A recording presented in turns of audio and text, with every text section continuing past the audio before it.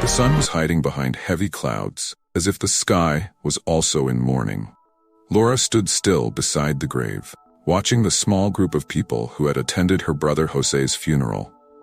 The cold wind caused her hair to sway gently, but she didn't feel the chill.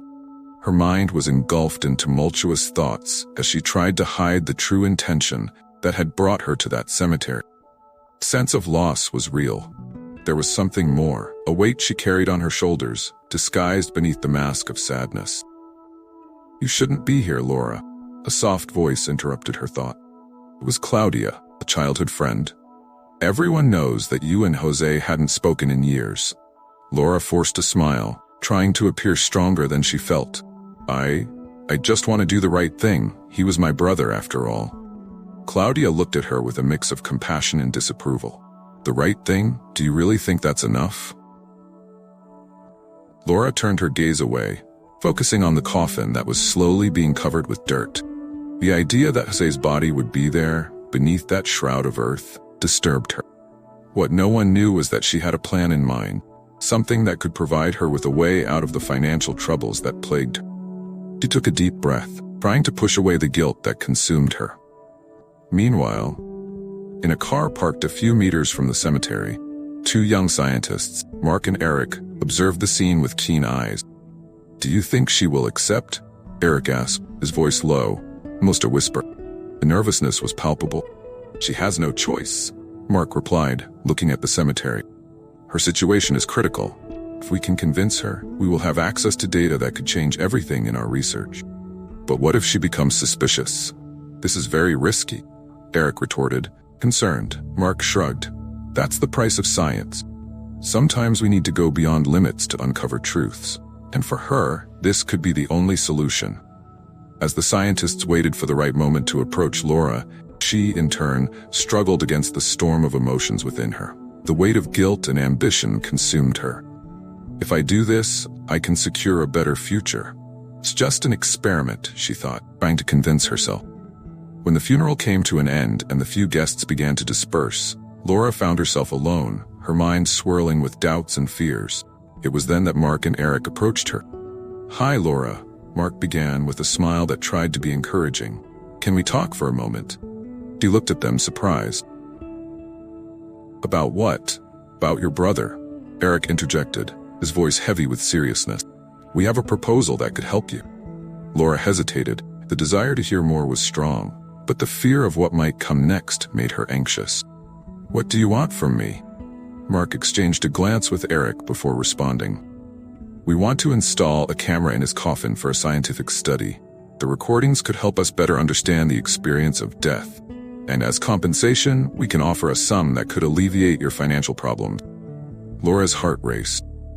"Are you serious? An experiment on my brother's coffin?" Eric nodded.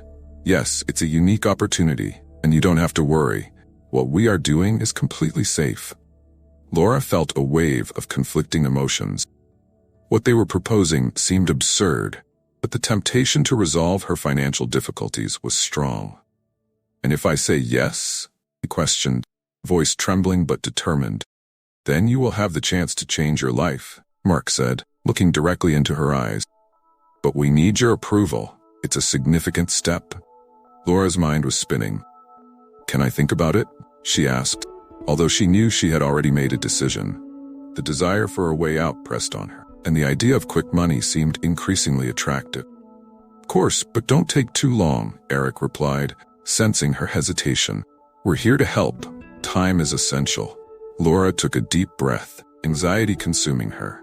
As the scientists walked away, she felt a mix of relief and guilt, unaware that this decision would lead her down a path of unimaginable consequence. Jose's funeral had only been the beginning of a plot that would change their lives forever. The sun began to set, casting a golden light over the cemetery as Laura tried to maintain her composure amid the whirlwind of emotions enveloping her. She was there, with her mind distant, watching scientists Mark and Eric prepare to install the camera in her brother's coffin. Their presence, with their white coats and technological equipment, seemed out of place against the gravity of the moment. The murmurs of the few people still lingering around the grave made the atmosphere even heavier. Some commented on what Laura was about to do, "You shouldn't wait until he's buried," an elderly woman with gray hair whispered, looking at Laura with a disapproving expression. "It's disrespectful." Laura swallowed hard, forcing a smile. "I'm just trying to ensure everything is recorded. It's important for the research." The lie sounded strange in her mouth, but it was all she could say to justify the situation. Mark, with an air of anxiety, approached. "It's almost ready. As soon as we place the camera, we will activate it and collect the data. You don't have to worry about anything, Laura." She nodded, feeling a mixture of relief and anguish.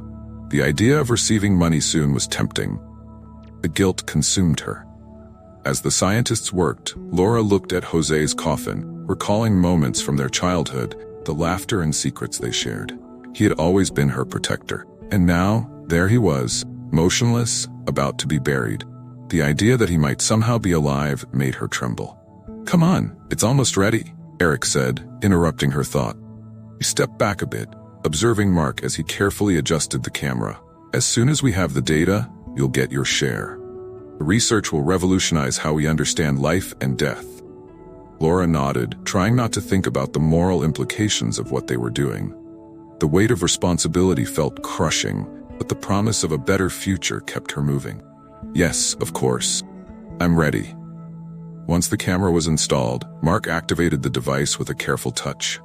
Green light blinked, indicating it was recording. Laura felt a chill run down her spine. "This is it," Mark said, satisfied. "Now we can collect data on the experience of the deceased." Laura took a deep breath, trying to push away the dark thoughts that haunted her. "I hope this helped science," she murmured, though she knew her true motivation was far more selfish. As the installation wrapped up, people began to disperse, leaving only Laura and the scientists standing by the coffin. The atmosphere felt lighter, but Laura couldn't shake the feeling that something was deeply wrong. Just as she was about to step away, a mysterious woman who had been among the guests approached her. "You are his sister, aren't you?" the woman asked, her gaze penetrating. "Laura, right?" "Yes, that's me," Laura replied, feeling a chill run through her. "Who are you?" "My name is Rita. I knew your brother. He had many secrets," the woman said, her tone grave. "Did you know Jose was not who you thought he was?" Laura furrowed her brow, confused. "What are you talking about?" "He was my brother. I knew him very well." "Do you really think you know him? He had a life you were unaware of. Friends, businesses, things he never shared with you." Rita continued, her voice low and urgent. There was much more behind that facade of solitude. Laura felt her heart race. "How do you know this?" "He told me some things before all this happened. He was in trouble, Laura, and you were caught up in it in a way you might not have realized," Rita claimed, her seriousness unsettling Laura. "This is crazy. He was always honest with me," Laura replied, trying to convince herself. But Rita's words began to echo in her mind, creating fissures in her perception of Jose. "You need to know the truth before it's too late," Rita insisted, looking into Laura's eyes. "His life was more complex than you imagine. Now, with everything happening, you may not have known anything." Laura turned away, dazed, as the woman slowly walked away. The weight of Rita's words left her intrigued and scared. Looking back at the coffin, doubt consumed her. What more did she not know about Jose? What had he really hidden from her? Uncertainty enveloped her like a thick fog, and she realized she was about to plunge into an abyss she never imagined existed. Laura walked slowly through the cemetery, her feet heavy as if cemented to the ground. The sun was setting on the horizon, casting a golden light over the graves, but she barely noticed the beauty of the moment. Her heart was in turmoil with conflicting emotions. There was love for her brother, Jose, but also the agonizing need for money that had driven her to participate in such a bizarre experiment. She sat on a wooden bench, watching the spot where Jose's coffin had been buried. The thoughts tormented her, and she couldn't shake the feeling that she had failed to truly know him. "I should have been more present," she murmured to herself, looking at the gravestone that didn't yet bear a name. Jose's solitude had always troubled her, yet he always kept himself apart, as if an invisible barrier existed between them. "Why didn't you let me in, Jose? What were you hiding from me?" The gentle breeze brought a chill that made her shiver, and she pulled her jacket closer to her body. Meanwhile, in a car parked nearby, Mark and Eric were absorbed in the screen of a laptop. The anxiety was palpable between them. The experiment they had devised was innovative but also radical. It was a mix of scientific curiosity and the search for answers that now seemed to intertwine in a sinister way. "Are you sure the camera is working?" Mark asked, his gaze fixed on the screen. Eric nodded, a nervous smile on his lips. "Yes, it's recording. We just need to wait for the service to end, and then we can start the analysis." "Her emotional reactions will be valuable," Eric said, but a shadow of doubt crossed his face. He wondered if they were going too far. Back in the cemetery, night began to fall, and Laura decided she needed to confront the situation head-on. What did she hope to gain from this decision? Money? Yes, but that wasn't everything. She wanted to be free, to rebuild her life without the shadow of debt haunted her. "I'm doing this for you, Jose. I swear I am," she whispered to the gravestone, as if she expected him to hear her. The camera in Jose's coffin, invisible to everyone, captured the surrounding environment, and unbeknownst to them, also the memories that were about to be revealed. In the laboratory, Mark and Eric monitored the recording with growing anticipation. "It's starting," Mark whispered, his eyes shining with excitement. The image on the screen became sharper, and they saw the inside of the coffin. The slight movement of a fabric, the distant echo of words that seemed to float in the air. "What is this? Is he moving?" Eric questioned, his heart racing. But it wasn't that which intrigued them the most. It was a soft voice that began to echo. Laura always had this need for control. Since we were kids, she wanted everything her way, said Jose's voice, calm and reflective. "I was always the protector, but deep down I knew she didn't trust me. She had her own demons. I just didn't know how far it could go." Mark and Eric exchanged perplexed glances, the tension in the air growing. Jose's words were a key that could open doors they hadn't even imagined existed. "Did you hear that? He's talking about her," Mark exclaimed, already leaning forward, absorbing every word. Eric, on the other hand, was silent, his mind buzzing with question. "She never let me into her world. She was always a stranger to me." Jose continued on the recording, his words resonating like a distant echo. "The last time we met, I sensed something was wrong. The way she looked at me, there was a glint in her eyes I didn't recognize. A glint that made me feel fear. Fear of what she could do." The scientists were in shock. How could Laura be the cause of Jose's suffering? "This changes everything," Eric murmured, starting to piece together the puzzle. She might really be involved in something dark. The tension in the lab was palpable as they prepared to delve deeper into the secrets that were about to be revealed. Mark and Eric were gathered in a small office, surrounded by piles of papers detailing Laura's life. Fluorescent light from the ceiling cast a cold glow over the scientists' faces as they reviewed documents of debts and loan records, revealed a pattern of despair. Mark, with disheveled hair and glasses sliding down his nose, looked at Eric, who was focused on his reading. "Look at this, Eric. Laura was always in dire financial straits. Her participation in the experiment wasn't just a choice, it was a necessity," Mark said, his voice laden with concern. "Yeah, it seems she was desperate. Does that make her guilty, or just someone who got lost?" Eric pondered, scratching his beard. "What else do we know about her?" Mark sighed, opening a new digital file. "She worked various jobs but never managed to settle down. And this debt? It grew exponentially in recent months. Her brother's death must have had a financial and emotional impact for sure. But that doesn't justify what she did. She might not have thought about the consequences," Eric replied, leaning forward. "What if she was just trying to rid herself of her problems, not knowing it could involve her in something so dark?" Meanwhile, in her small house, Laura sat at the kitchen table, staring at the envelope containing the amount she would receive for the experiment. The lights in the house were off, and the darkness seemed to reflect her emotional state.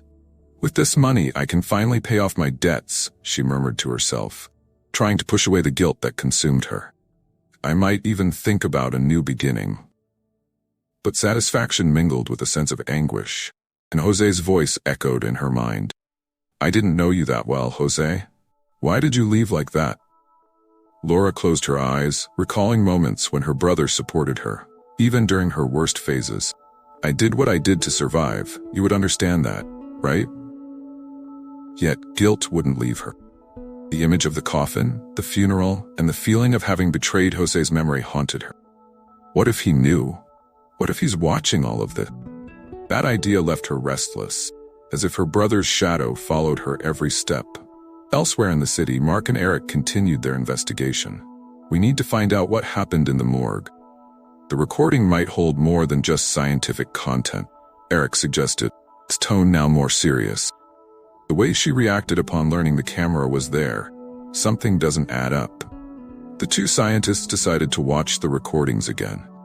Maybe there's a clue about what really happened between them, Mark said, glint of determination in his eyes. We need to understand the connection between Laura and Jose. Back in the office, as the recording started to roll, they focused on the images. The silence in the room heightened the tension, and anticipation hung in the air. But soon, something unexpected caught their attention. In one moment, while Jose's image was in focus, a slight movement was captured. Mark and Eric looked at each other, confused. "Did you see that?" Mark asked, his voice almost trembling with incredulity. He moved? Eric frowned, his mind racing. Can't be. That doesn't make sense. He was dead. Doubt and confusion became palpable between the two, and the tension in the room escalated. We need to investigate this further, Mark determined, slamming his hand on the table, causing the piles of documents to tremble. This changes everything. Jose was alive. We need to find out how that's possible. And what does that mean for Laura? Eric asked, concern creeping into his tone. If she knew he was alive, would that make her even more guilty? Mark shook his head, gaze fixed on the screen. I don't know, but we need to understand what really happened. This could be much bigger than we think. With that, the determination of the scientists solidified. They were about to embark on a path full of revelations, and the mysteries surrounding Laura and Jose would become even darker and more complex. The line between guilt and innocence began to blur, and the truth, which had long been hidden, was about to emerge from the shadows. The daylight was starting to fade as Mark and Eric arrived at the cemetery. The atmosphere was heavy, shrouded in a dense fog that seemed to drag itself across the damp ground. Two scientists exchanged nervous glances, acutely aware of the gravity of the decision they were about to make. Are you sure this is a good idea? Eric asked, breaking the silence, his voice hesitant. Mark, determination etched on his face, replied, We need to know the truth. If Jose is alive, we need to find him before it's too late. With their hearts racing, they made their way to the grave. Jose's tombstone was adorned with wilted flowers, a sign of the mourning that still lingered over the family. Mark crouched down and began to dig with his hands while Eric retrieved some tools from the car. I can't believe we're doing this, Eric murmured as the cold earth piled up around them. It's the only way to find out what really happened. After several minutes of hard work, they finally managed to open the coffin. The wood creaked as the lid moved aside, revealing the darkness within. Mark's heart raced as he saw Jose's body. Something didn't seem right. He was pale, almost transparent. To their relief, there was a faint movement in his chest. He's still alive. Mark shouted, adrenaline surging through his body. Carefully, the two scientists helped to lift Jose from the coffin, feeling the fragility of his body. It was evident that he was in critical condition. Jose, can you hear me? Mark shouted as he gently shook the man's shoulders. To his surprise, Jose slowly opened his eyes, looking at the worried faces surrounding him. Laura, she poisoned me, Jose whispered with difficulty before fainting again. We need to get him to the hospital, Eric said, already calling for an ambulance. Anxiety engulfed them as they waited, the atmosphere charged with a mix of fear and urgency. How could this happen? How did no one realize he was still alive? Eric questioned, shaking his head in disbelief. Mark simply replied, Laura must have done something to make everyone think he was dead. This is much more complicated than we imagined. The ambulance arrived quickly, and the paramedics rushed to assist. What happened here? One of the paramedics asked as they prepared to transport Jose.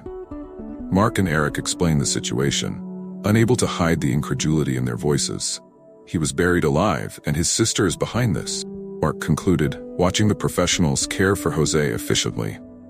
Meanwhile, at home, Laura anxiously awaited news of the experiment.